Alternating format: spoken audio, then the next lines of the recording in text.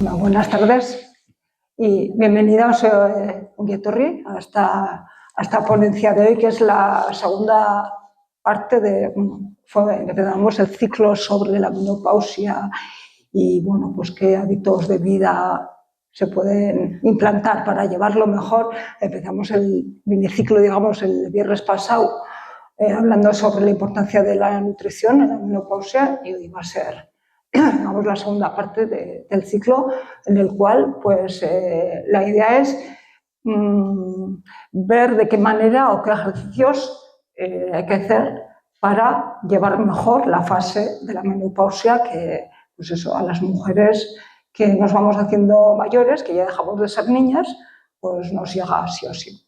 Entonces, para eso, pues, el viernes pasado, algunas personas que ya estuvisteis, estuvo Idoia Lavalle,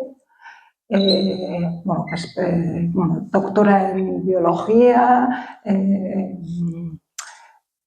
especializada, no es la palabra, en nutrición y dietética, y bueno, pues han estado desarrollando junto con María y Víctor, que ahora les voy a presentar, un proyecto en el cual pues, han analizado la importancia de la nutrición y del ejercicio físico en la menopausia. En la segunda parte, la importancia de lo que es el ejercicio físico en la fase de la menopausia, nos lo van a contar María Medrano y Víctor Alfaro. Ellos los dos son, voy a resumir su currículum mucho, luego si ellos quieren contar alguna cosa más, ya les he dicho que pueden añadir lo que quieran. Ellos son licenciados en Ciencias de la Educación Física, han participado en varios proyectos de investigación, tanto locales como no tan locales, han escrito también artículos académicos varios y bueno, actualmente están en el Instituto ISFUT, María como profesora, creo, y Víctor como investigador. Y recientemente, me estaban comentando que la semana pasada terminaron ya de realizar una investigación precisamente sobre pues, la importancia del deporte y de la nutrición en la menopausia, junto con Idoia Lavalle y otras personas. Pues no me voy a alargar más, les voy a pasar la palabra a ellos, que tienen un montón de cosas súper interesantes para contarnos. Bueno, muchas gracias.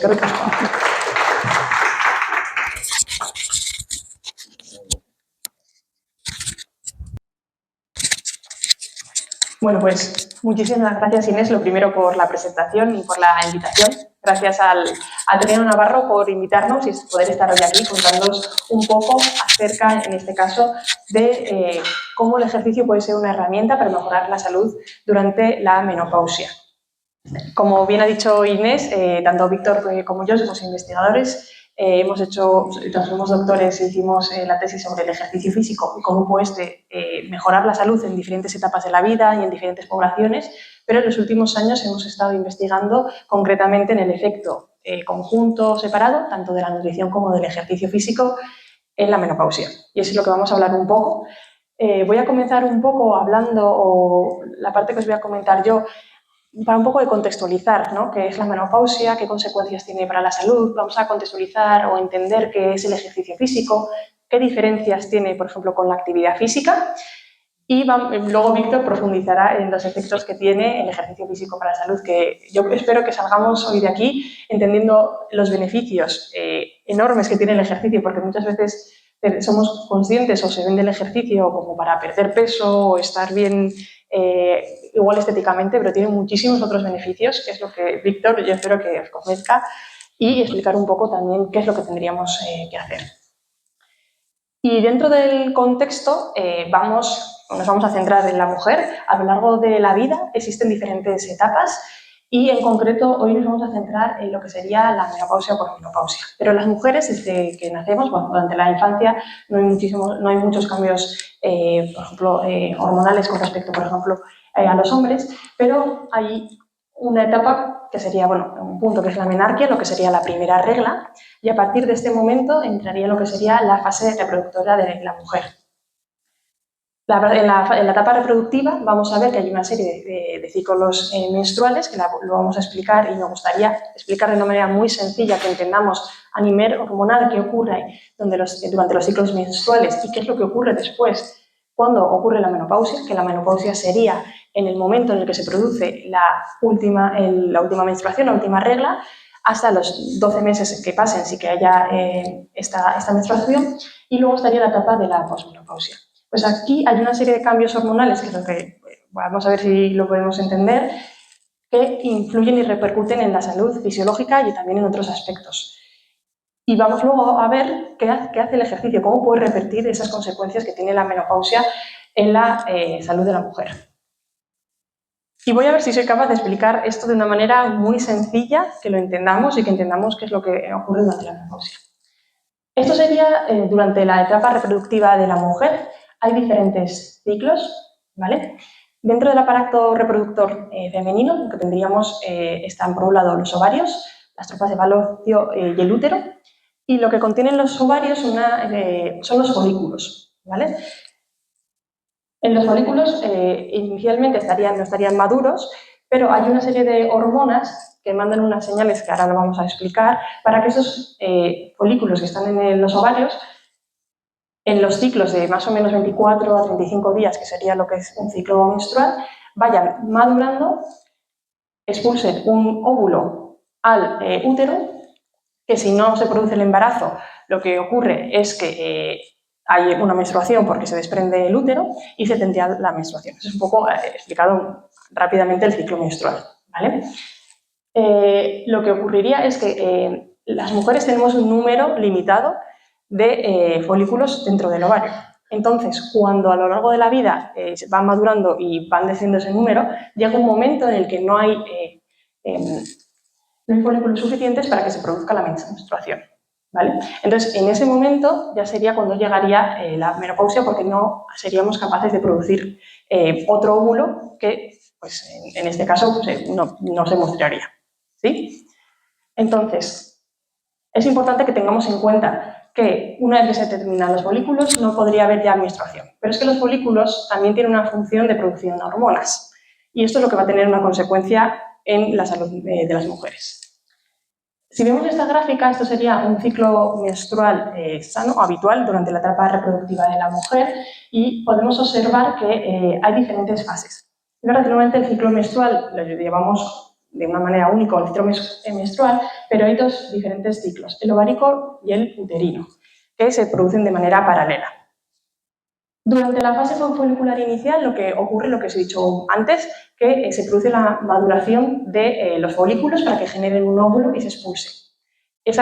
Cuando ya el óvulo está ya maduro y se expulsa, sería lo que llamamos la ovulación, que sale el óvulo desde los ovarios a la trompa de falopio, ¿sí? Para que esto suceda es necesario que haya aquí unas hormonas que están, ahora comentaré cómo se segregan, pero tiene que haber unas hormonas que señalen esa maduración del óvulo. Pero a su vez, mientras la maduración del folículo. Pero a su vez, esa maduración del folículo lo que va a hacer es que hay una segregación de hormonas, ¿vale? Que son la progesterona y el estradiol, que también tienen una función en la reproducción, pero también tienen funciones a nivel de otros órganos, ¿vale? Que luego lo veremos. El control de la segregación de las hormonas está regido por el eje de hipotálamo-hipófisis, y lo que hace el hipotálamo es mandar una señal, ¿vale?, a través de una hormona a la glándula pituitaria. En la glándula pituitaria lo que se señalaría son las hormonas LH y FSH que llegan a los ovarios, y los ovarios son los que segregan también estrógeno y progesterona. Lo que os estaba comentando, cuando se produce la maduración del folículo, entonces el estrógeno produce en los ovarios estrógeno y progesterona. ¿Qué ocurre cuando ya la mujer no tiene más folículos? Pues que entonces no se va a producir estrógeno y progesterona. Ahora lo vamos a ver, ¿vale? Si te das un poco con esta imagen, ¿vale?, en el que hay diferentes concentraciones, fluctuaciones de diferentes hormonas sexuales y de LH y FSH, ¿vale? Esto sería en un ciclo habitual, un ciclo menstrual. ¿Qué es lo que pasa, por ejemplo, si consumiésemos anticonceptivos? Pues, como veis, hay una variación totalmente de esta gráfica a esta, totalmente distinta.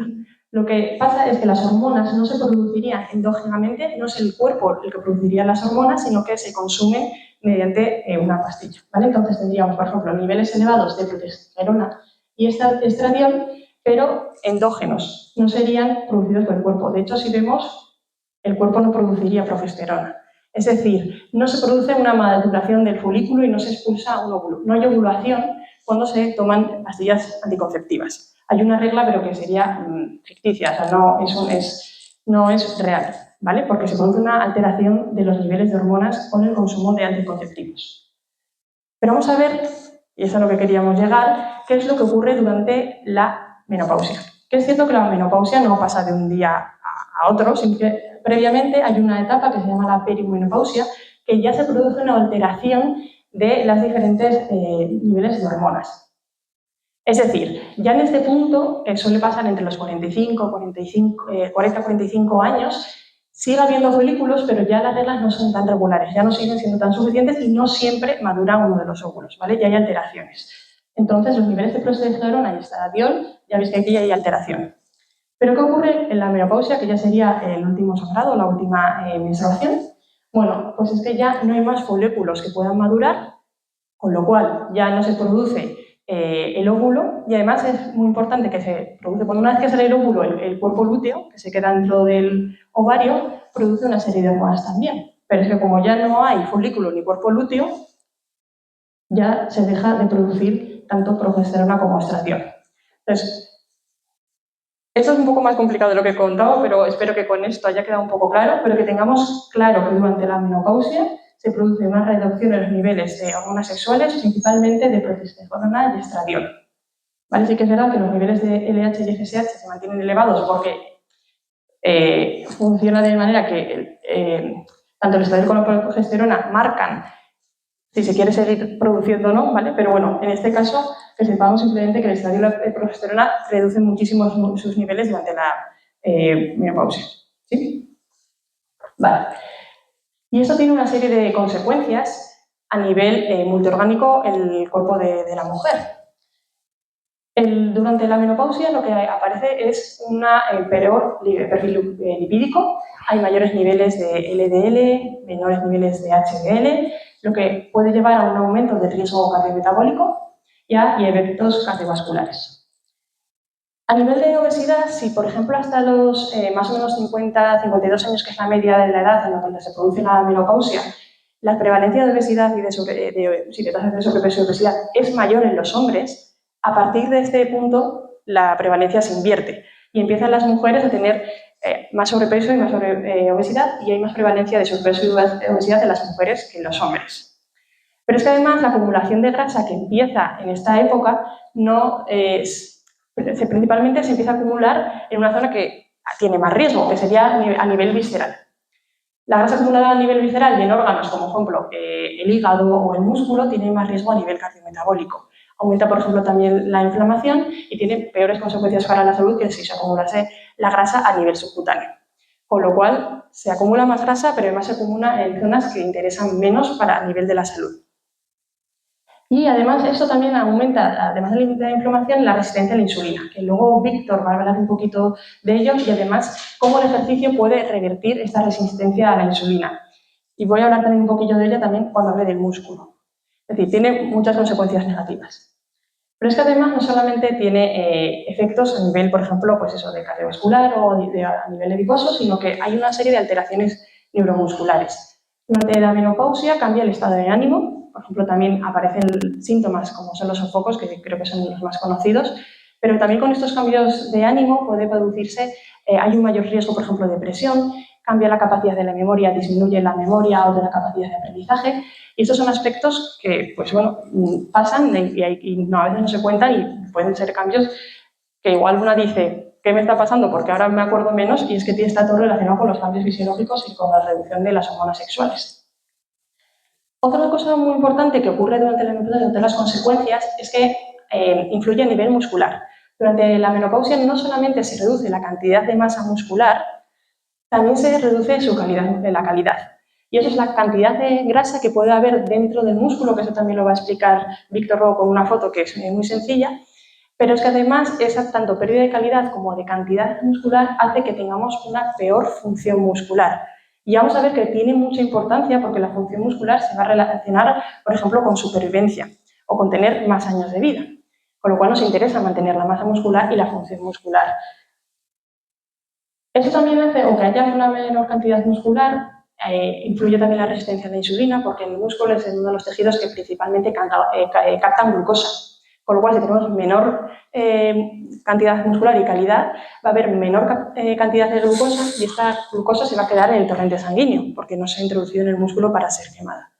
Esa glucosa en el torrente sanguíneo también va a aumentar, por ejemplo, el riesgo de aterosclerosis o otros efectos y eventos cardiovasculares. Y otra de las consecuencias que también tiene muchísima importancia en la menopausia, que seguramente conozcáis, es que aumenta el riesgo de osteoporosis. ¿Esto qué es? Bueno, debido a la menopausia y a la reducción de las hormonas sexuales, se reduce la densidad de mineral óseo dentro del hueso, es decir, el hueso se empieza a quedar más hueco, por decirlo así. Y esto aumentaría el riesgo de fracturas, por ejemplo, por caídas. Entonces, bueno, vemos un poco el mapa durante la menopausia, entonces, en las hormonas, qué consecuencias tiene. Lo bueno, deciros que el ejercicio físico va a repercutir o va a tener un impacto beneficioso en todos estos aspectos. Y Víctor luego lo va a explicar. Y que he traído también esta diapositiva para no centrarme, porque hasta ahora he hablado mucho de las consecuencias que tiene el ejercicio físico a nivel fisiológico. Pero es que la salud de las mujeres es mucho más que solo fisiología. Las mujeres somos personas que están también en un entorno social. Hay que entender también que se puede mejorar la salud, pues, por ejemplo, la menopausia, con todos los cambios que hemos dicho a nivel corporal, ¿no? Pues puede cambiar el autoconcepto físico, la autoestima. Pueden también influir en cómo nos relacionamos con los demás. Puede también haber, a nivel, por ejemplo, en el trabajo, que haya un descenso en el rendimiento laboral, que puede influir también en la autoestima, en las relaciones y al final pues también al bienestar general de la mujer y a su calidad de vida. Esto tenemos que tenerlo en cuenta y entender que la mujer pues también está en un entorno social que tendrá más o menos pues apoyo social y que puede tener un nivel socioeconómico mayor o menor y que no todas las mujeres igual tienen acceso al mismo sistema o a las mismas servicios de salud. Entonces también tenemos que tener en cuenta todo este contexto, no solamente fisiológico, de las mujeres durante la menopausia. Y que también van a influir mucho en mi capacidad de poder hacer ejercicio o no, porque tengo un contexto familiar o social que igual me tengo que estar cuidando a alguien hasta las 10 de la noche y a ver cuándo hago yo ejercicio. Esas cosas hay que tenerlas también en cuenta y hablaremos de ellas también.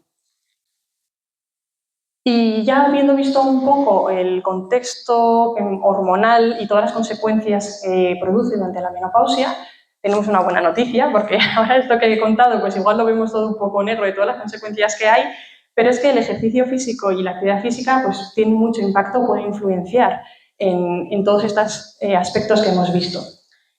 Y quiero también contextualizar y diferenciar términos, porque muchas veces se utilizan de manera similar pues actividad física, ejercicio físico, deporte, y tiene sus matices, y cuando hable Víctor me gustaría que pues cuando hable de una cosa o de otra seamos capaces de entender, ¿vale? Entonces, cuando nos referimos a actividad física es cualquier movimiento que realizamos que producido por una contracción de los músculos esqueléticos y que produce un gasto de energía.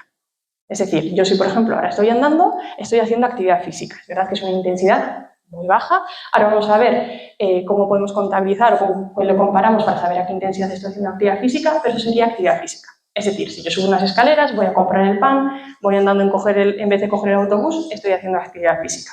Otra cosa es que esa actividad física se pueda estructurar y planificar con un objetivo. Entonces es lo que llamaríamos ejercicio físico. Cuando se realiza actividad física de manera estructurada, por ejemplo, para mejorar la salud o mejorar la condición física, que ahora voy a hablar de capacidad cardiorrespiratoria, de fuerza, de potencia, si yo hago actividad física de manera estructurada para mejorar todos estos aspectos, para mejorar mi salud, entonces hablaríamos de ejercicio físico, ¿vale? Que se entienda un poco la diferencia entre la actividad física y el ejercicio. Es verdad que el ejercicio físico es un tipo de actividad física estructurada. Luego también hay actividad física espontánea. Vale. Y voy a explicar brevemente, aunque es verdad que tiene muchos matices y lo que voy a decir es de manera general, pero para que entendamos que hay dos tipos principalmente de ejercicio. Y además cada tipo de ejercicio va a influir de manera diferente en los diferentes sistemas o en los diferentes metabolismos de diferente manera. Por eso igual, Víctor, luego lo entenderéis porque hay que hacer uno, hay que hacer otro, hay que hacer los dos o de qué manera. Llamamos ejercicio de fuerza a aquel tipo de ejercicio en el que yo venzo una resistencia Y para hacerlo necesito una contracción muscular de bastante intensidad, es decir, no podría hacer muchísimas repeticiones de manera general. ¿Vale? Tengo que hacer un esfuerzo de una contracción muscular importante. Y llamaría el ejercicio de resistencia o ejercicio aeróbico al ejercicio en el que yo intento mantener un ejercicio que, por ejemplo, pues, sea andar o correr de una intensidad no tan elevada y que quiero mantenerla a lo largo del tiempo. ¿Sí? Pues se hacen remo, bicicleta, elíptica, más o menos. ¿Sí? Estos son los tipos de ejercicios de los que vamos a hablaros. Respecto al ejercicio de fuerza, aunque luego va a entrar Víctor en los mecanismos que tiene para mejorar los diferentes aspectos relacionados con la salud, pero quiero que os quedéis con 3 aspectos que mejora el ejercicio de fuerza que son muy importantes. Por un lado, va a mejorar la fuerza. ¿A qué llamamos fuerza? A la capacidad que yo tengo de mover una carga, un peso. Si yo, por ejemplo, ahora puedo hacer un press de banca, ¿vale? O en una máquina, un press de pecho y empujar, imaginaos, pues 20 kilos, yo tengo una fuerza, pues 20 kilos en el press de banca. Si yo, en vez de 20, muevo 30, tendré más fuerza. Pero también está lo que sería la hipertrofia, que sería la ganancia de masa muscular. Que puede haber ganancias de fuerza sin ganancias de masa muscular, o a veces van relacionados, ¿vale? Depende un poco del tipo de entrenamiento. Pero puedo mejorar la masa muscular, que hemos dicho que es importante tener más masa muscular. La fuerza también incide y mejora mucho, o puede evitar pérdidas, incluso a que haya ganancias de fuerza muscular. Y por otro lado sería la potencia. ¿Cuánto de capaz soy rápido de mover una carga? Es decir, yo puedo mover los 20 kilos que he dicho antes a 1 metro por segundo o ser capaz de moverla a 1,25 metros por segundo, lo movería más rápido. Si yo soy más potente, también es mejor, ¿vale? Que muchas veces nos quedamos en la masa muscular o a veces en el ejercicio, pero estas 3 variables relacionadas con el ejercicio de fuerza son muy importantes. ¿Y por qué? Bueno, porque se ha visto que en personas que tienen más fuerza, en adultos mayores, tienen un 31% menos de riesgo de mortalidad por todas las causas. Pero también aquellas personas que tienen más masa muscular se asocia con un menor riesgo de mortalidad por todas las causas, pero es que la potencia, que es una variable que no es tan conocida, es decir, cuánto de rápido soy capaz de mover una carga, se asocia aún más con un menor riesgo de mortalidad. Y aquí además os traigo algún ejemplo, algún estudio, ¿vale? Con alguna gráfica para que lo entendamos un poco más. En este primer estudio tenemos como referencia a una persona que tiene una alta potencia, es decir, que es capaz de mover rápido las cargas o los pesos. Y en relación tenemos una persona que mueve tiene menos potencia y una persona con baja potencia. Pues si podemos ver, respecto a la persona que tiene una alta potencia, las personas con potencia normal o baja tienen un mayor riesgo de mortalidad por todas las causas. Muchas veces damos mucha importancia al peso, a tener sobrepeso, obesidad, pero no vamos al médico y nos mide la potencia si movemos rápido o lento una carga. Y sin embargo, ¿qué dicen los estudios? Voy a ver si explico esta gráfica y lo entendemos, pero tenemos en color rojo personas que tienen obesidad y además son débiles, es decir, no tienen potencia. Normopeso sería una persona con normopeso, ¿vale? Y la verde sería, voy a decir la que es débil, ¿vale? Morado, normopeso, pero también tiene baja potencia. Luego teníamos, por otro lado, en verde, normopeso, pero que sí que tiene potencia alta, y obesidad, que es potente. Y este eje de aquí es la probabilidad de supervivencia. Si observamos las personas que son débiles, da igual que no da igual que tengan sobrepeso, pero si lo comparamos con las personas que son potentes, las personas con sobrepeso que son débiles o normopesos que son débiles tienen menos probabilidad de supervivencia. Sin embargo, independientemente de que se tenga sobrepeso o normopeso, si tienes una alta potencia tienes mayor probabilidad de supervivencia. Con lo cual, en este estudio muestra que la potencia tiene más importancia en la probabilidad de supervivencia que el peso, tener sobrepeso o obesidad. A ver si vamos a veces cambiando lo que se le da mucha importancia y es verdad, aumenta, si no eres débil, también tienes menos riesgo menos probabilidad de supervivencia si tienes obesidad, además de ser débil. Sí, es importante, pero la potencia no se tiene tanta importancia y lo es.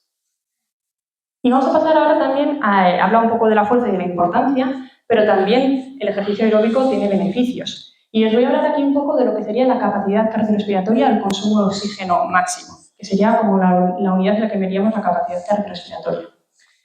Si yo tengo una mayor capacidad cardiorrespiratoria, es que soy capaz de aguantar esfuerzos de mayor intensidad durante más tiempo. Voy a poner otro ejemplo fácil, igual que antes los kilos que soy capaz de mover. Depende de la capacidad cardiorrespiratoria, igual imaginaos que yo puedo ir a correr y aguantar solo 2 minutos. Pero además de correr 2 minutos, los corro a 6 km por hora y además me suben las pulsaciones a 170. Si yo hago ejercicio aeróbico, ¿vale? Y entreno, mejoro mi capacidad cardiorrespiratoria y seré capaz, en vez de correr 2 minutos, capaz de correr 4, pero es que además, en vez de a 6 km por hora, seré capaz de hacerlo a 8 km por hora y encima no me subirán las pulsaciones a 170, seré capaz de hacerlo a 150, es decir, seré más eficiente. Luego Víctor va a explicar qué es lo que pasa, ¿vale? Porque lo que haces al final es que las mitocondrias o el uso de la energía se hace de manera más eficiente, pero me permite tener mayor capacidad cardiorrespiratoria. Esto es lo que hace el ejercicio aeróbico como beneficio más específico respecto al entrenamiento de fuerza. Y la capacidad cardiorrespiratoria es una variable que también está muy relacionada con la mortalidad. Al igual que antes hemos hablado de la potencia, voy a enseñaros luego un estudio que también es muy interesante, pero la capacidad cardiorrespiratoria es la cantidad de oxígeno que se utiliza. La unidad normalmente es consumo máximo de oxígeno, que es 1000 litros por kilogramo de peso por minuto. Entonces, una persona que tiene menos de 25-30 mililitros kilogramos minuto se considera que tiene una capacidad respiratoria muy baja. Sí, entre 30 y 35 es suficiente y ya a partir de 35 bueno o más de 40 sería muy bueno.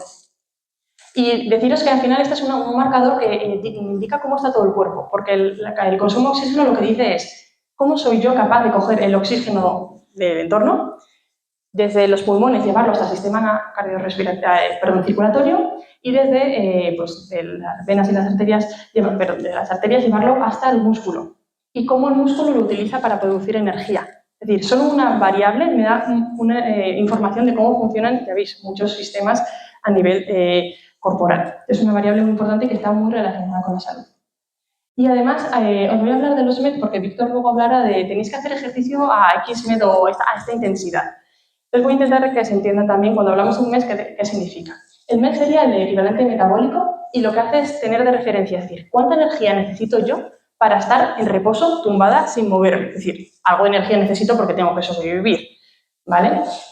A eso se le llama un MED, un equivalente metabólico, y serían 3,5 mililitros por kilogramo por minuto. Eso es estipulado, es así. Pero a medida que yo voy aumentando o hago otras actividades, voy gastando más energía. Por ejemplo, pues estar sentado respecto a estar tumbado, gasto 1,5 respecto a estar tumbado. ¿Vale? Consideran actividades de intensidad ligera de 1,5 a 3 MEDs, moderadas de 3 a 6 MEDs, y de 6 MEDs en adelante se considera intensidad vigorosa, es decir, hago 6 veces más que estar tumbado, por decirlo así. Y de nuevo, algunos estudios y la importancia también de esta variable. Lo que se ha observado en estas líneas, ¿vale? Serían también probabilidades de supervivencia. Se siguió casi a 1 millón de personas a lo largo de 20 años, desde los 30 años. Eso sería el seguimiento de los años. A lo largo que pasa el tiempo, ¿cuál es la supervivencia de las personas en función de su capacidad cardiorrespiratoria? Y lo que se observó es que las personas de arriba tienen más capacidad cardiorrespiratoria. A medida que tienes menos capacidad cardiorrespiratoria, menor es la tasa de supervivencia a medida que pasa el tiempo. Con lo cual, esta variable está también relacionada con supervivencia y con salud. ¿Vale? Es una variable que también no se suele hablar, pero también es importante. Y este estudio, la verdad es que está también muy bien y le voy a dar la vuelta. En este estudio evaluaron más de 500.000 de personas, ¿vale? Entre 21 y 90 años y lo siguieron durante 10 años. Y en vez de contarlo como está aquí, le voy a dar la vuelta. Lo que vamos a tener de referencia es una persona normopeso y además es activa. Las 3 barras van a ser personas activas, ligeramente activas y personas sedentarias. Para normopeso, sobrepeso, obesidad y obesidad de tipo 2. Vale. Respecto a una persona que es normopeso y es activa, si yo soy normopeso pero soy totalmente sedentaria, a lo largo de 10 años perderé 4,7 años de vida, en proporción a una persona que es normopeso y es activa. Si observamos, por ejemplo, una persona con obesidad y que es activa, si observáis, pierden prácticamente los mismos años de vida, 4,5 años de vida, con lo cual no todo es el estado ponderal, sino también lo activo o no que soy. ¿vale? Y, por último, en el otro extremo, respecto a una persona que es activa y no peso, una persona con obesidad tipo 2 y que además es sedentaria, perdería 7,2 años de vida. Con lo cual, el mensaje también es ser activo y también muy buenos niveles de capacidad cardiorrespiratoria y de potencia están asociados con mejor salud. Y de todo eso, el ejercicio va a tener mucho que hablar. Y para terminar, deciros que además de prevenir el ejercicio, se considera medicina, porque sirve también para el tratamiento de múltiples enfermedades. Cada vez hay más evidencia que el ejercicio físico pues, contrarresta el impacto que pueden tener, por ejemplo, la obesidad, la hipertensión, la diabetes tanto tipo 1 como tipo 2, enfermedades cardiovasculares como enfermedad coronaria, insuficiencia cardíaca, diferentes tipos de cáncer, también enfermedades que pueden ser mentales como depresión, ansiedad, enfermedades neurológicas o pulmonares. Con lo cual el ejercicio físico tiene impacto por lo que va a explicar también Víctor y lo que he hablado yo en todas estas enfermedades. Pero no solo nos quedemos con una pequeña parte de los beneficios del ejercicio físico, sino en todo esto, y ahora vamos a ver cómo puede mejorar durante la menopausia.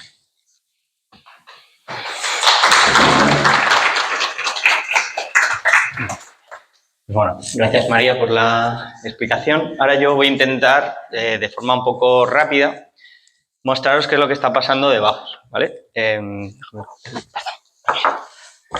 Todo esto que ha explicado María, reducimos la mortalidad, mejoramos nuestra salud, sí, muy bien, pero ¿qué pasa debajo? ¿No? Yo os voy a intentar enseñar a nivel de fisiología qué está ocurriendo. Quiero que os llevéis, no me importa si alguna cosa de las que voy a explicar no la entendéis perfectamente, luego las preguntas también me podéis preguntar, pero yo creo que os llevéis otro concepto del ejercicio, no que es algo que simplemente con lo que quemo energía, ¿no? Puedo utilizarlo para perder peso o puedo utilizarlo simplemente para tener mayor rendimiento y jugar mejor a un deporte, ¿vale?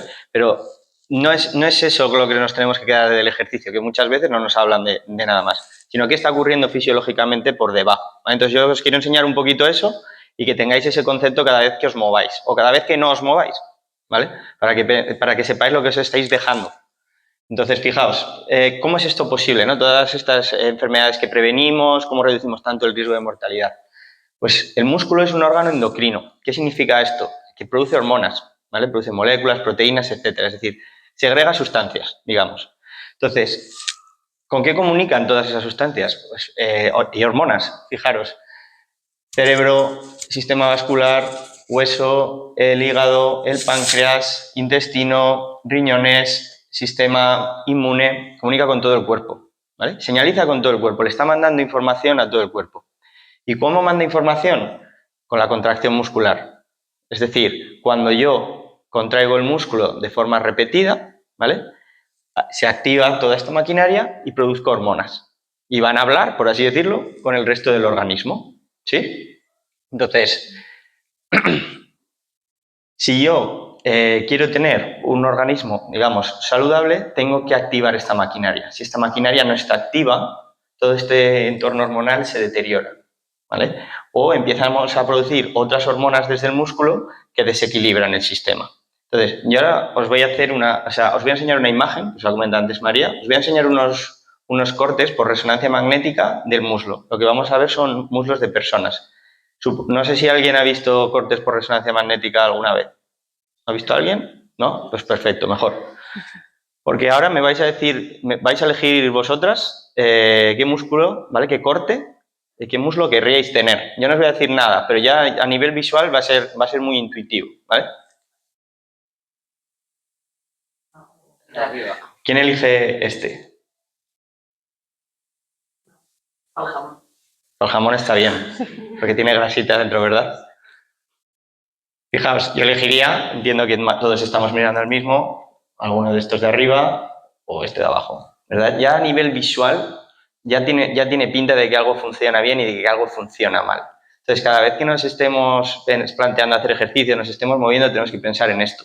El problema es que esto no se ve, ¿vale? Si alguien tiene mal la piel, tiene un melanoma, fuma, no se cuida, por ejemplo, la piel se deteriora y lo ves, ¿no? Entonces parece que nos importa más, pero no vemos lo que hay debajo, ¿vale? Lo que hay debajo es todo esto. Entonces, ahora vamos a poner la etiqueta. Lo de arriba a la izquierda es un bombero de 30 años, tenemos, vale, es alguien joven, que seguramente está en forma, vale, tiene muy poquito, lo que vemos, esto blanco, ¿vale? Eso de ahí es tejido adiposo, grasa subcutánea, ¿vale? Que es la forma saludable de que se acumule grasa en el músculo, en el cuerpo, perdón. Tiene muy poquita.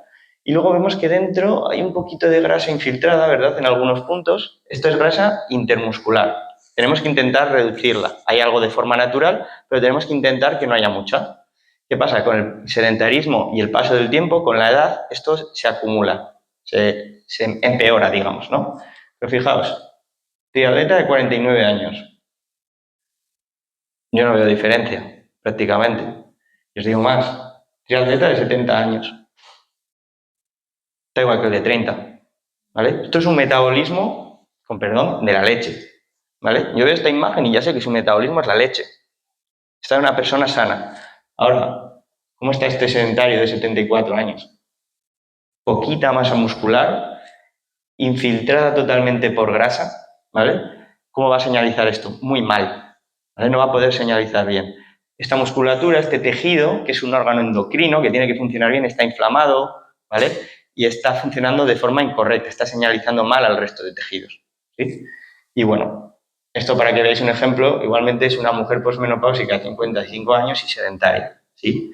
Las mujeres tienen más grasa subcutánea, que esto es algo normal y es saludable tener grasa subcutánea, pero el problema es esto, ¿vale? Toda esa infiltración que vemos ahí. Entonces, lo que os comentaba antes, María, de cómo producimos energía, cómo ser más eficientes, etcétera, tiene mucha repercusión a nivel de la salud, ¿vale? Entonces, yo os voy a intentar explicar ahora de forma resumida qué es eso de las mitocondrias que os ha comentado antes María y por qué es importante para nuestra salud que funcionen bien. Fijaos, dentro tanto de este músculo de aquí como de este, ¿vale? Bueno, esta es la diapo que me está adelantando de todos los problemas que ha comentado María, ¿vale? Para que le demos un recuerdo y que este músculo de aquí, si lo tenemos saludable, si señaliza bien, va a hacer que esto mejore, va a hacer que esto mejore, va a hacer que esto mejore, la osteoporosis mejore, va a hacer que todo mejore. A través de esas hormonas que produce el músculo, ¿vale? Que se llaman mioquinas. Las llamamos mioquinas porque vienen del músculo. O también las llaman exerquinas, porque producimos más cuando realizamos ejercicio, ¿vale? Entonces, todo eso, todo ese ambiente hormonal que vamos a generar con músculo sano realizando ejercicio va a mejorar todo esto. Y fijaos, dentro del músculo, de todas las células, de todo el tejido del cuerpo, tenemos células, ¿no? Y dentro de esas células, lo que va a producir energía son estas mitocondrias de aquí, que son unos orgánulos que hay dentro de la célula, ¿vale? Son estas de aquí. Y lo que va a pasar es que simplemente van a entrar dentro de la célula, ahí de la mitocondria, ácidos grasos o carbohidratos, ¿sí? Y dentro de ella, en las crestas que tiene aquí la mitocondria, va a producirse una serie de reacciones químicas y se va a producir energía. Lo que producimos es ATP, que es como nuestra moneda de cambio, es nuestra gasolina, ¿sí? Entonces, este proceso es muy importante cómo se produce, porque al producirse también va a dejar, vamos a decir que va a dejar rastro, ¿vale? Y va a señalizar también. Entonces, cómo usamos los ácidos grasos o cómo usamos los carbohidratos va a también repercutir en nuestra salud. Ya os voy a enseñar un poco el porqué poniendo unos ejemplos sencillos. Fijaros, esta es una persona con muy buena salud y condición física. Esto es un ciclista, ¿sí? De alto rendimiento. Entonces, en verde tenemos una gráfica que es cuánta grasa utiliza y en rojo tenemos cuánta glucosa o carbohidratos utiliza. Y esto de aquí abajo simplemente es la intensidad del ejercicio. Aquí a la izquierda sería poquita, a la derecha sería mucha. Simplemente lo que está pasando aquí es, a medida que aumentan las demandas de ejercicio, cuando es más intenso, en un inicio él es capaz de utilizar prácticamente toda la energía de las grasas e ir aumentando poquito a poco la glucosa y ya cuando se vuelve muy, muy, muy intenso el ejercicio, el uso de ácidos grasos cae y la utilización de glucosa sube mucho. ¿Por qué? Porque la glucosa, ¿vale? Utilizar glucosa es más eficiente que utilizar grasa. ¿Cuál es el problema de utilizar glucosa? ¿Por qué no lo usamos continuamente? Porque digamos que contamina, ¿vale? Dicho muy llanamente. Es decir, produce una serie de metabolitos, unos productos de desecho, que si los estuviésemos utilizando continuamente, estarían dando una señalización equivocada al cuerpo. Entonces, solo lo utilizamos cuando tenemos demandas de energía muy altas, cuando nos hace falta. Entonces, somos como un coche híbrido, ¿sí? Cuando vamos despacito, usamos eléctrico, usamos grasas, y cuando ya nos ponemos a tope porque tenemos que hacer un adelantamiento o lo que sea, cuando es necesario, utilizamos glucosa. ¿Qué pasa? Que cuando vamos utilizando gasolina, glucosa, echamos humo, ¿no? Contaminamos. Entonces no podemos estar contaminando todo el rato, ¿sí? Entonces ahora os voy a enseñar lo que le pasa a una persona sedentaria y con obesidad. Se levanta de la silla y está utilizando glucosa, ¿vale? Si yo ahora me pongo aquí a caminar, ¿vale? Mientras hablo continuamente, yo puedo estar aquí una hora y voy a estar usando grasas, ¿vale? Pero una persona que está mal metabólicamente, a poco que hace, ya está utilizando glucosa. ¿Y qué pasa? Está contaminando, digamos, ¿vale? Está señalizando mal en el organismo.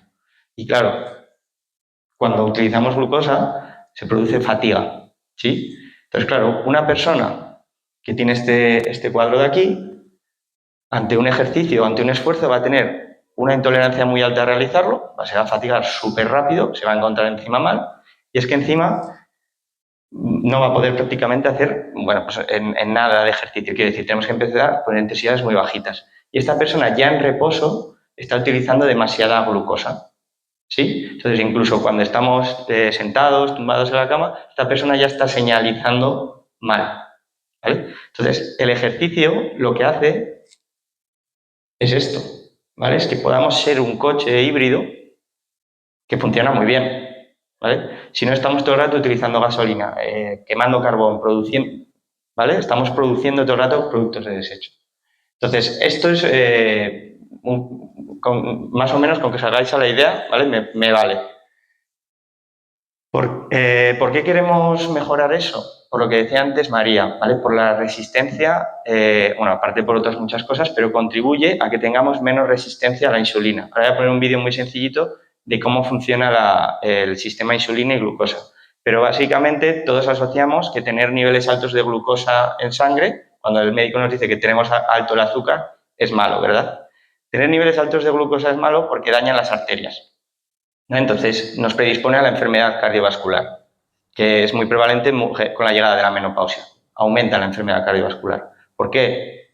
Porque no regulamos, como en las gráficas anteriores, no regulamos bien el sistema de ácidos grasos glucosa, ¿vale? La musculatura cada vez funciona peor, cada vez tenemos menos cantidad de glucosa y con una peor función, y el primer depósito, el primer almacén de glucosa que tenemos en el cuerpo es el músculo. Es decir, cuando nosotros comemos y retiramos la glucosa de la sangre, al primer sitio que va es al músculo, ¿vale? Es el mayor almacén. También va al hígado en gran parte, pero la mayoría va al músculo. Entonces, os voy a enseñar lo que pasa simplemente cuando comemos, ¿vale? Siempre que comemos, aumentan los niveles de glucosa en sangre y en respuesta el páncreas va a producir insulina. La insulina va a salir al torrente sanguíneo y va a llegar a las diferentes células, principalmente las del músculo, y lo que va a hacer es unirse a su receptor. Esto va a señalizar dentro de la célula y de dentro van a salir simplemente compuertas, ¿vale?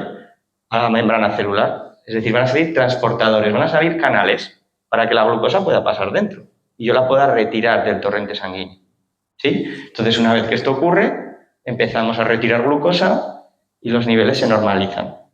Entonces ya estamos otra vez en un rango seguro, ¿vale? No tenemos niveles altos de glucosa y no estamos dañando las arterias. ¿Qué pasa? En una persona que tenía, ¿os acordáis, no? De las imágenes. ¿Cómo os imagináis que va a ir este sistema?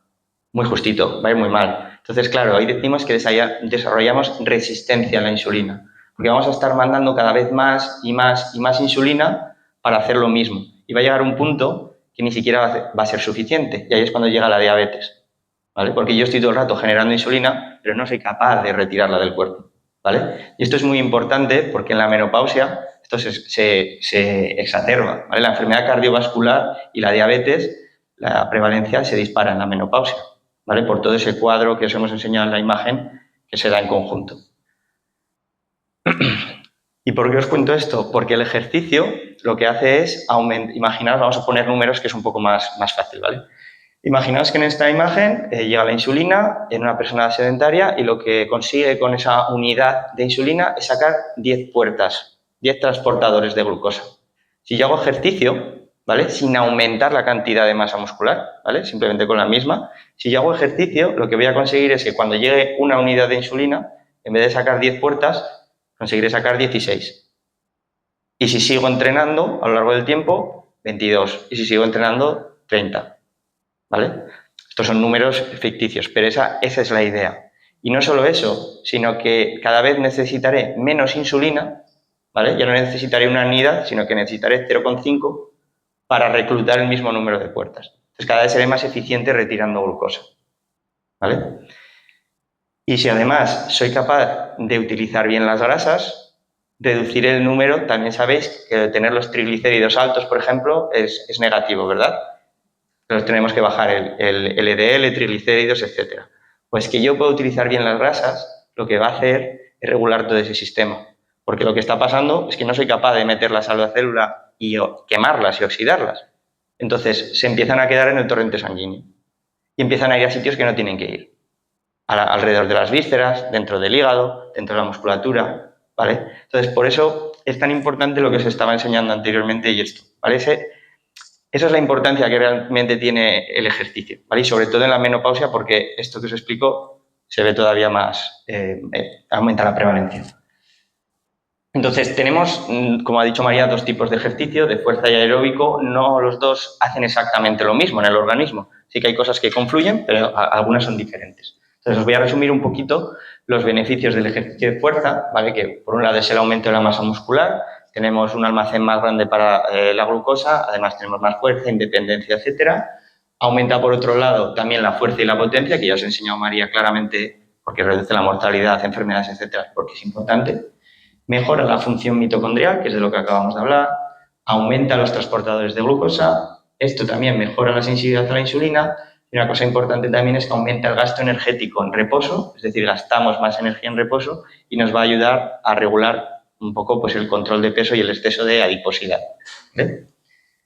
Y luego, por otro lado, el entrenamiento de resistencia lo que va a hacer, aumentamos el consumo máximo de oxígeno, es decir, tengo un motor en vez de 80 caballos de 300 y eso va a repercutir a nivel global. Mejoro ya no solo la función de mitocondrial, sino la cantidad, es decir, con el entrenamiento de resistencia voy a aumentar la cantidad de mitocondrias que tengo dentro de cada célula. Voy a ser capaz de oxidar, de quemar mejor las grasas y la glucosa, que es de lo que acabamos de hablar. Con el ejercicio aeróbico voy a reducir la grasa visceral y la ectópica. La ectópica es aquella que está dentro de los órganos, ¿vale? La del músculo, la del hígado. Entonces, el ejercicio aeróbico es especialmente interesante porque es capaz de mover, vamos a decir, de movilizar esa grasa y reducirla. Y luego también aumenta transportadores de glucosa y mejora la sensibilidad a la insulina, ¿vale? Esto es un poco con lo que nos tenemos que quedar en general de estos dos ejercicios.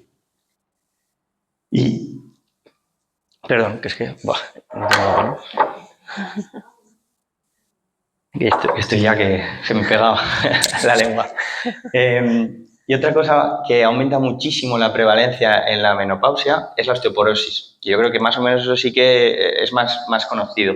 Cuando llegamos a la menopausia en torno a los 50-55 años, ya una de cada 4 mujeres tiene osteoporosis. Una de cada 4. Y va aumentando la prevalencia con el paso de los años. Entonces, la osteoporosis simplemente es lo que ha dicho María antes, ¿no? Que cada vez tenemos, el hueso es un entramado, ese entramado cada vez es más débil, cada vez hay menos vigas, andamios en medio y el hueso se queda hueco, literalmente hueco. ¿Por qué pasa esto? Os voy a explicar un poco de forma resumida cómo funciona la fisiología del hueso, ¿no? Tenemos dos tipos de células, osteoclastos y osteoblastos. Unos se van a dedicar, los osteoclastos, a retirar hueso, ¿vale? Y los osteoblastos se van a dedicar a poner hueso. Entonces, el hueso ahora mismo, ¿vale? Desde que nacemos hasta que morimos, está en continua renovación todo el rato. ¿Qué pasa? Cuando estamos creciendo, la actividad de los osteoblastos, los que ponen, es mayor a la de los osteoclastos. Cuando nos hacemos adultos, más o menos está en el equilibrio, aunque es cierto que desciende un poquito la densidad mineral ósea, pero cuando llega la menopausia, esto se desequilibra, ¿vale? ¿Y por qué? Fijaos, esto es una mujer que está en premenopausia, ¿vale? Tiene unos niveles óptimos de estrógeno, entonces el estrógeno lo que hace es mediar, por así decirlo, entre osteoclastos y osteoblastos.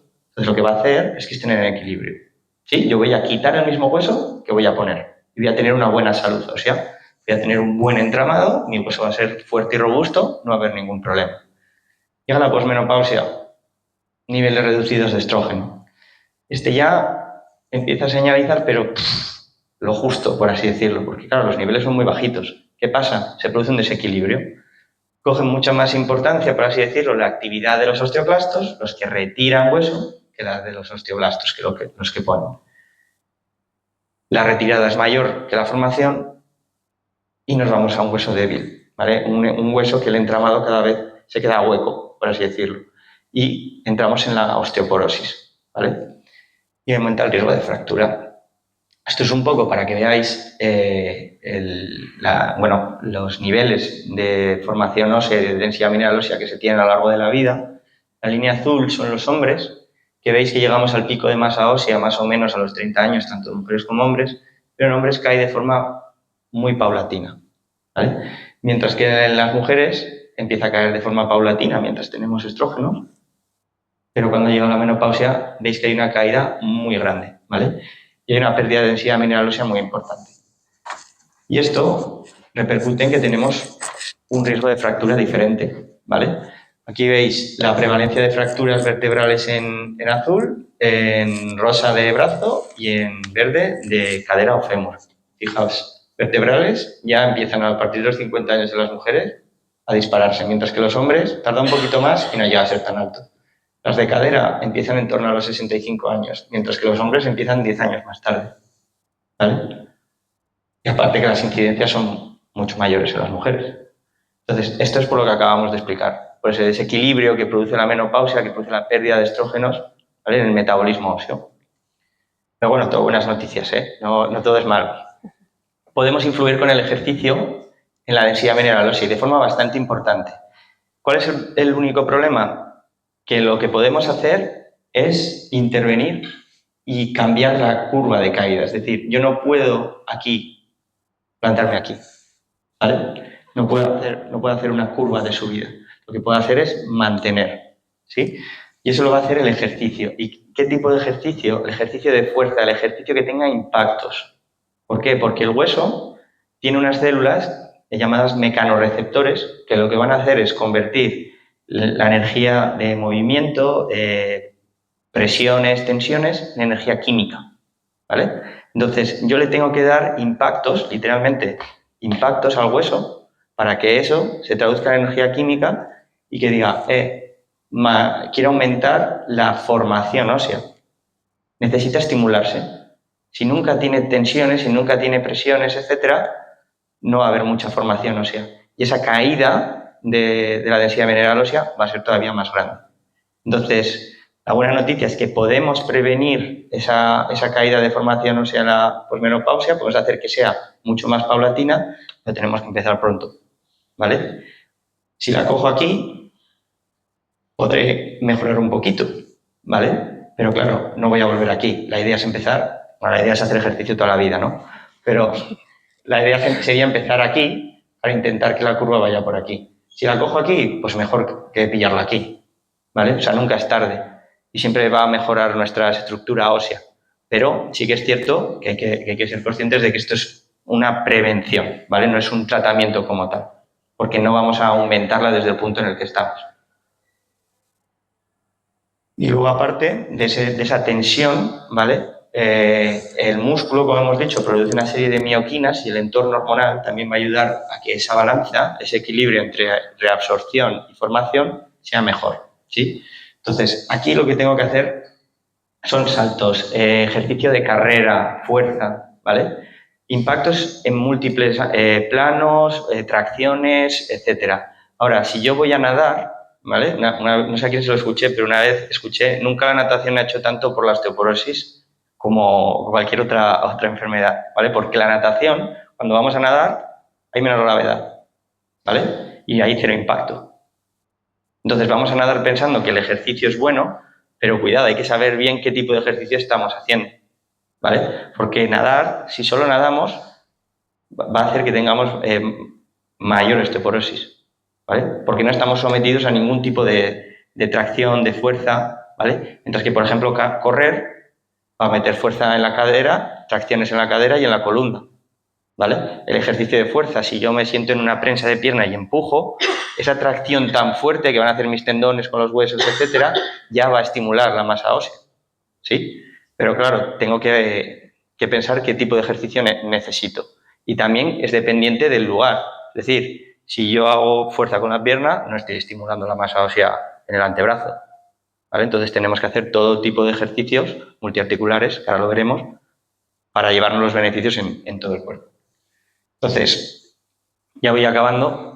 ¿Cómo hacemos esto, no? Porque, claro, os acabo de contar un montón de beneficios, pero hay que plantar un poco los pies y ver por dónde empezar, ¿no? Entonces, os voy a contar las recomendaciones generales que da la Organización Mundial de la Salud o el Colegio Americano de Medicina del Deporte para intentar llevarnos, digamos, todo el pack de beneficios. Para el entrenamiento de fuerza tenemos que intentar hacer 2 días a la semana, 45 minutos, priorizando ejercicios multiarticulares y grandes grupos musculares.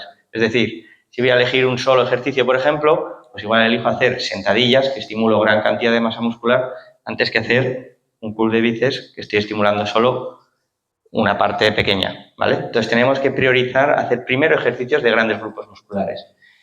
Hay muchas maneras de entrenar, pero a nivel genérico, ¿vale? Para la salud y llevarnos más o menos tanto ganancia de fuerza como de masa muscular, etcétera, rangos de 8 a 12 repeticiones por serie. Es decir, si estoy haciendo sentadillas, entre 8 y 12, y de 2 a 4 series por ejercicio. Es decir, hago una serie de 8, descanso 2 o 3 minutos, hago otra serie de 8 y así, ¿vale? Hasta llegar a 2 o 4.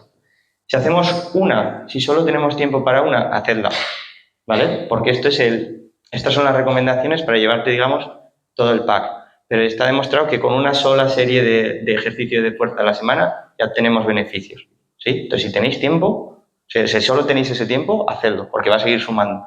No es esto que os voy a contar o nada, ¿vale? Después, es muy importante la intensidad. Muchas veces lo que nos encontramos como profesionales es que la gente hace ejercicio, pero no llega a la intensidad mínima. No llega a un umbral mínimo para producir esas adaptaciones que os acabo de contar. Entonces, tenemos que entrenar en torno a un 60-80% de la repetición máxima. Y ahora vamos a explicar esto, ¿sí? Una repetición máxima es aquella en la que yo venzo una carga y solo lo puedo hacer una vez, no una segunda. Os pongo un ejemplo. Imaginaros que yo estoy haciendo unas sentadillas con barra, ¿vale? Pongo 100 kilos. Bajo, subo, una rep, voy a hacer la segunda, no puedo más. Tengo que tirar la barra, ¿vale? No he podido hacer una segunda. Esa es mi repetición máxima, 100 kilos. En torno a un 60-80% sería trabajar con 60-80 kilos en un rango de 8 a 12 repeticiones, ¿vale? Esa sería la intensidad. Sé que esto es poco práctico, porque no podéis estar haciendo una repetición máxima en todos los ejercicios y si somos sedentarios ni siquiera está recomendado hacerla porque es peligroso, ¿vale? Entonces, ¿cómo calculo yo esto? ¿Qué puedo usar para tener un equivalente a esa intensidad? Utilizamos lo que se llama repeticiones en reserva, ¿vale? O RIR, ¿vale? Por sus siglas en inglés. Entonces, tengo que estar en unas repeticiones en reserva cercanas a 0 o 3. Vuelvo al ejemplo de la sentadilla. Yo cojo 100 kilos y hago 10 repeticiones. Voy a hacer la 11 y no puedo, ¿vale? Se me cae el peso, no puedo levantarlo. Esas son 0 repeticiones en reserva, ¿vale? Yo he hecho 10 y no puedo hacer ninguna más. Vale, hago 10 y podía haber hecho 12, imaginaros. 2 repeticiones en reserva, ¿vale? Si hago 10 y podía haber hecho 18, 8 repeticiones en reserva. Entonces nos tenemos que quedar a 0, entre 0 y 3, 4, ¿vale? Pero más cercano a 0 o 3 del fallo, de lo que llamamos el fallo, es decir, de no poder más. Y esto sí que es algo que más o menos todos podemos calcular en multitud de ejercicios, porque podemos poner un peso, ¿vale? Que no hace falta que sea muy alto y hacer todas las repeticiones que podamos. Imaginamos, yo me siento en la prensa de pierna, pongo 50 kilos y digo, a ver cuántas puedo hacer. La idea es usar un peso que sean 10, 15, que no tenga que hacer 55 repeticiones, ¿vale? Claro, pero es algo que podemos calcular todos en multitud de ejercicios. Si vais a empezar a hacerlo y no hacéis ejercicio normalmente, cuidado porque os puede dar muchísimas agujetas, ¿vale? No hagáis todos los ejercicios en un día, que no os vais a poder mover al día siguiente, ¿sí? Pero es algo que podemos utilizar de forma sencilla. Entonces tenéis que tener siempre esa sensación de estar cerquita de no poder hacer más, ¿vale? Sí.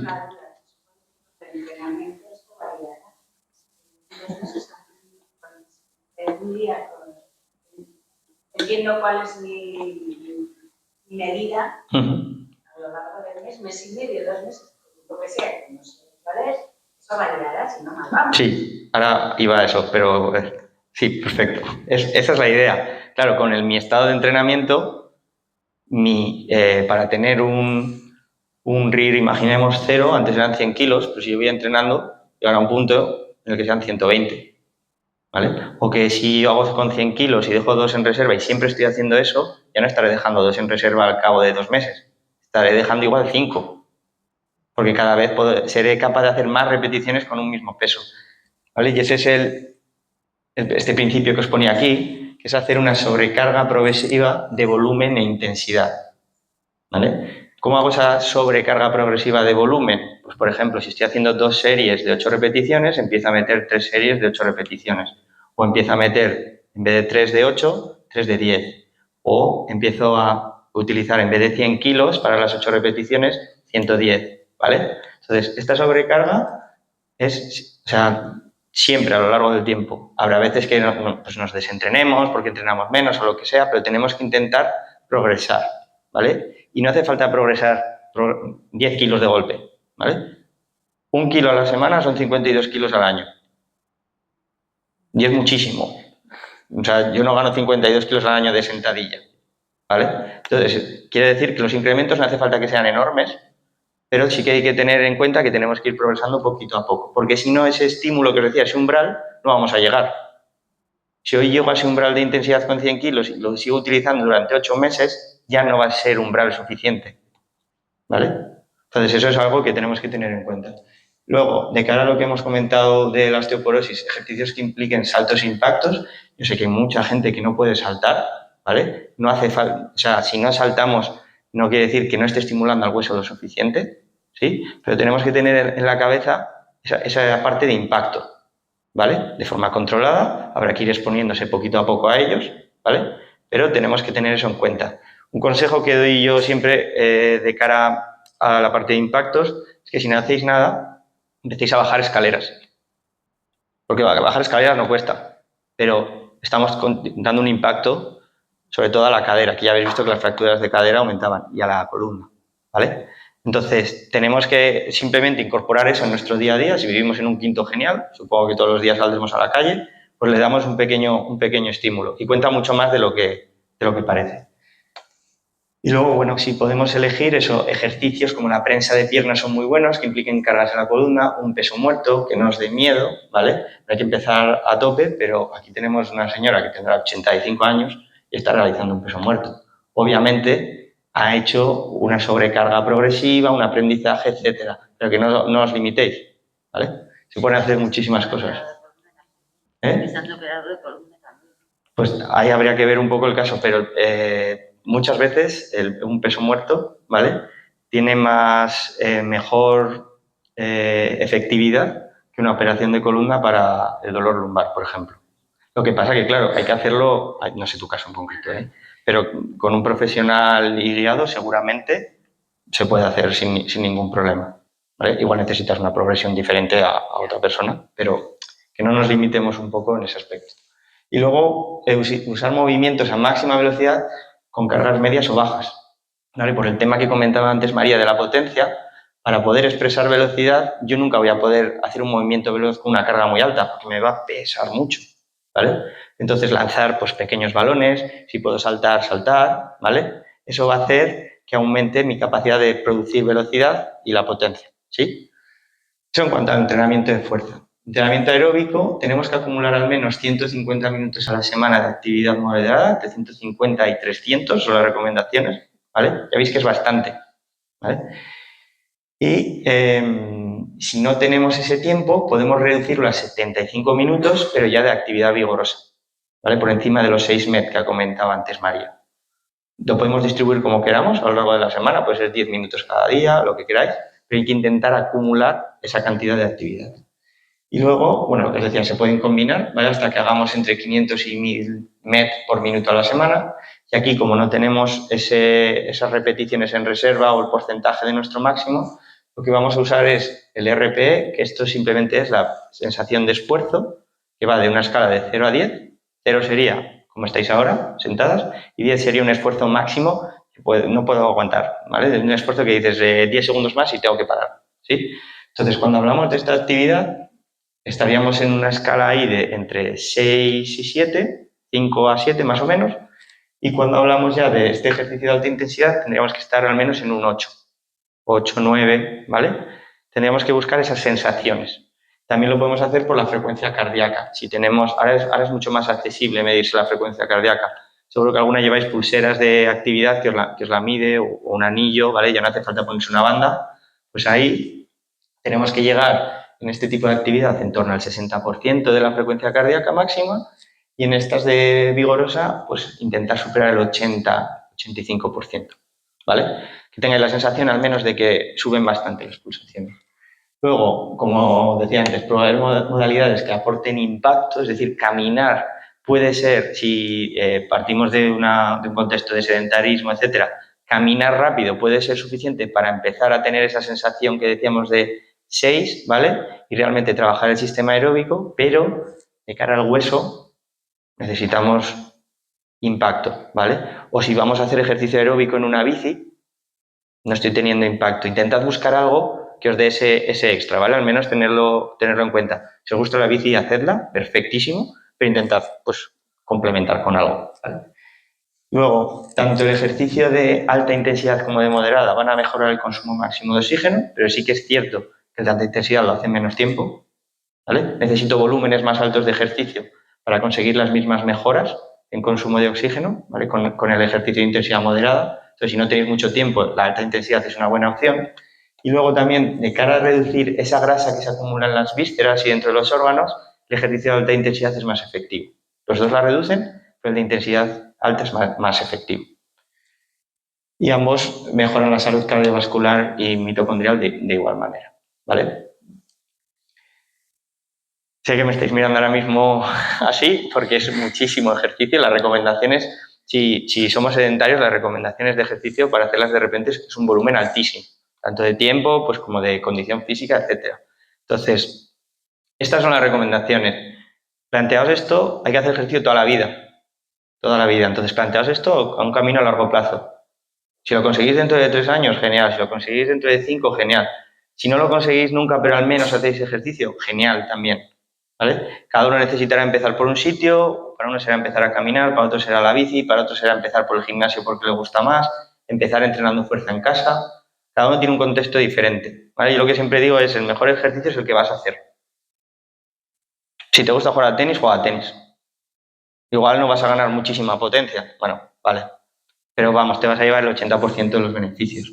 Es aquel que vayas a repetir sistemáticamente. Entonces, elegir una actividad que os sea agradable, que os guste. El tema social también es muy importante. Nosotros lo que vemos en el proyecto de investigación, lo que nos comentan mucho, que vienen en grupos a entrenar, es que el hecho de tener un grupo con el que entrenar o alguien les ayuda un montón. Y ahora que les hemos dejado un año también de vida libre a ver lo que hacían, aquellas que han seguido entrenando con alguna compañera del proyecto o que han conseguido alguna amiga, son las que mejor adherencia han tenido a seguir haciendo ejercicio. Entonces, elegir cosas que os gusten. No os lo pongáis difícil, quiero decir. Hay que empezar, no seáis exigentes con tengo que hacer todo esto que os acabo de contar sí o sí, si no, no sirve para nada, sirve de mucho, ¿vale? Entonces, planteados una progresión que dentro de lo que cabe, pues bueno, sea agradable para vosotros. Y si podéis consultar con un profesional que os guíe, pues ya, genial, ¿vale? Y nada, lo último que os digo es lo que hace esta señora de aquí, ¿vale? Que le deis mucha caña al ejercicio para daros calidad de vida, ¿vale? Para darle vida a los años que tenéis. Si vivimos más, que es lo que hemos visto antes, genial, pero yo lo que quiero vivir, pues que me sirva, ¿no? Que pueda estar ágil, que pueda hacer lo que me dé la gana, que tenga ganas de ir a sitios, que esté bien, ¿vale? Que no tenga que tomar medicación. Entonces, ese es un poco el mensaje y el motivo. Así que nada, daros las gracias y estamos aquí para contestar cualquier pregunta. No, me siento igual, ¿no? Bueno, antes de las preguntas, si no os importa, si queréis rellenar esta pequeña encuesta que estamos haciendo para ver un poco, queremos saber un poco qué hábitos tenéis de ejercicio, qué os gustaría a esta población en concreto, porque como estamos planteando nuevos estudios de investigación, etcétera, pues hemos planteado aquí unas preguntillas, si queréis lo contestáis y si no, sin problema, ¿vale? Y pasamos a las preguntas. Es que son Ah. Sí.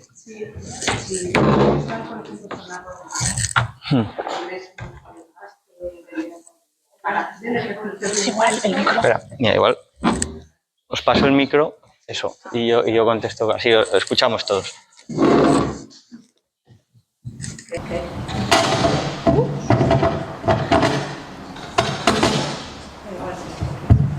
Que si lo que tienes mal, por ejemplo, es las rodillas, si tienes mucho desgaste de rodillas, entonces el ejercicio de impacto, ¿cuál podría ser? Porque no vas a poder ni correr, ni bajar escaleras, ni ¿cuál podría ser el impacto que no te daría rodillas? A ver, ¿se escucha? Ahora creo. Ah, bueno, es difícil contestarte sin saber todo el contexto que lesión tienes, etcétera, ¿no? Normalmente el ejercicio de fuerza suele venir bastante bien de cara a ese tipo de lesiones. No estoy hablando de ejercicio de impacto, pero, por ejemplo, una prensa de pierna, como comentaba antes, necesitamos o impacto o cargas altas, ¿vale? Someter, digamos, el hueso a presiones, tensiones, ¿vale? Entonces, si, por ejemplo, yo cojo una prensa de pierna y hago series de 8 repeticiones con una carga del 70%, ahí ya estoy llevándome estímulo suficiente sobre el hueso, ¿vale? Si podemos enriquecer todo ese estímulo con impactos, carreras, saltos, etcétera, mejor, pero el ejercicio de fuerza per se es suficiente. Claro, tiene que llegar a esa intensidad que he comentado. Si ponemos cargas muy bajitas, no estamos traccionando suficiente, comprimiendo suficiente, entonces el estímulo sobre el hueso va a ser pobre. Pero si pongo las cargas suficientemente elevadas, voy a tener esa protección, digamos, sobre el hueso. Ahora, lo que te digo, vas a tener que hacer pues tanto ejercicios del tren inferior como del tren superior, ¿vale? En diferentes articulaciones, etcétera, para que te puedas llevar un poco el global. Pero para proteger columna y cadera, por ejemplo, con la prensa de pierna, por ejemplo, es un ejercicio que siempre lo pongo yo, por ejemplo, ¿vale? Porque te llevas esa parte de beneficio. Y ahí, ¿con cuántos kilos había que empezar? La prensa de la cadera, sobre todo. Claro, contestar en kilos es muy difícil, quiere decir, claro, porque cada persona, lo que tendríamos que hacer es un test para ver cuál es tu máximo, ¿vale? Es decir, si te pongo 10 kilos, yo ahora mismo, viéndote desde aquí, no tengo ni idea de si te vas a quedar, si haces una serie de 10 repeticiones con 10 kilos, no sé si te vas a quedar a 20 repeticiones en reserva o a 2, no tengo ni idea. Entonces, tenemos que probar, ¿vale? La idea es que te quedes con una sensación de que te quedan poquitas más por hacer, ¿vale? Un truco, vamos a decir, para identificar cuando estás llegando a esa sensación, ¿vale? También es la velocidad con la que podemos hacer las repeticiones. Tú te pones en una serie de 10 repeticiones, la primera la haces muy rápido, bajas el peso y lo subes relativamente fácil. Ahora, cuando te estás acercando al final, ya pierdes velocidad, ya cuesta empujar. Entonces, si ya empezamos a tener una pérdida de velocidad considerable, ya también es buen síntoma de que estamos llegando a la intensidad, de que estamos en esas repeticiones en reserva bajas. Si no hay pérdida de velocidad apenas, malo, ¿vale? A ver, si tienes una, no sé, o sea, si tienes una lesión, pues habría que ver qué tipo de lesión tienes o lo que sea.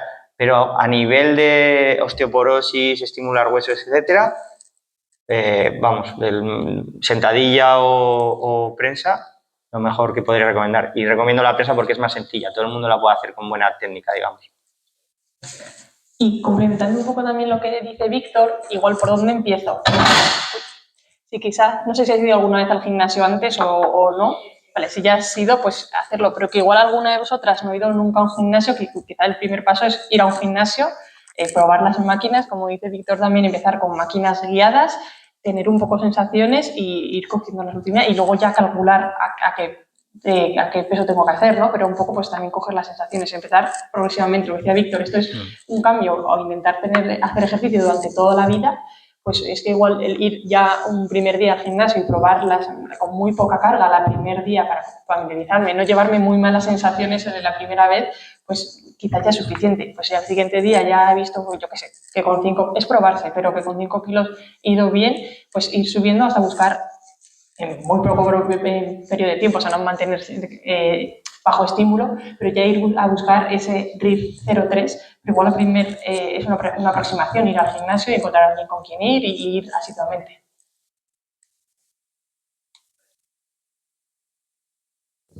Tienes que hacer fuerzas y te la puedes poner en brazos, piernas, eso podría ser. Yo lo más versátil. Algo que ya pueda tener en casa. Yo lo más versátil que recomiendo es una banda elástica. ¿Banda elástica? No, las cortitas, bueno, las cortitas son una opción, pero yo digo las que son redondas pero largas, ¿vale? En el Decathlon tenéis. Sí. ¿Vale? ¿Cerrada? Sí. Pero largas. Pero larga. ¿Vale? No las cerradas que son así de cortitas, ¿sabes? Las que son largas. En el Decathlon tenéis, y tenéis desde muy finitas, que son muy pocos kilos. Una persona mayor puede empezar con eso, luego podéis ir progresando cada vez que es más gorda, cada vez que más kilos de resistencia. Con eso puedes hacer prácticamente de todo. Para piernas también, porque la coges musculatura de Sí, piernas sí. Y con las bandas pequeñas también sirven, especialmente para las piernas, pero si tengo que recomendar una cosa, la banda elástica larga circular es de lo más versátil que hay. Puedes hacer prácticamente todo. Y regular bien la carga, porque tú coges esta distancia, tiene una intensidad, coges un poco más de distancia, tiene más tensión, tiene más intensidad. ¿Me explico? Te permite progresar también. ¿Vale? Cuando ya esté demasiado estirada que la vas a romper, pues pasa la más gordita. ¿Vale? Y tiene un coste económico muy bajo.